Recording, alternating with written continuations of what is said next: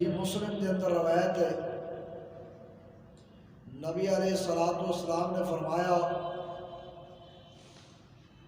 ساری دنیا نو ویکھن نال بندے دا عمرہ نہیں ہوندا۔ اللہ اکبر، حج نہیں ہوندا۔ جڑا بندہ محبت اور پیار نال ایک مرتبہ اپنے والدین نو ویکھدا ہے، اللہ کریم حج مبرور دا ثواب عطا فرماتا ہے۔ لوگ کتنے پیسے خرچ کرتے ہیں حج واسطے، عمرے واسطے، کتنا خرچہ کرن تو بعد، پیسہ لگاؤن تو بعد وہ ایک کوشش کرتے ہیں حج اور عمر کرتے ہیں، حج اور عمرہ، مگر کسی نے یقین نہیں کہ اللہ دے ہاں قابل قبول ہے یا بھی نہیں۔ مگر نبی علیہ الصلوۃ والسلام نے فرمایا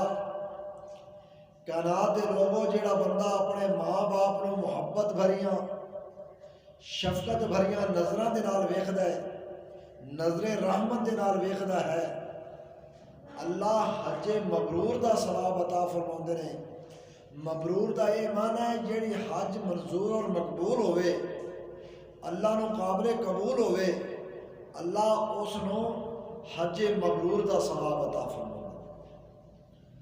صحابی روایت کردا ہے پیارے نبی علیہ الصلوۃ والسلام کو کہ اللہ دے رسول جی، اساں تو اکثر اپنے ماں باپ دے کول ہی رہنے ہاں، تے سانو دا دن دے اندر کئی باری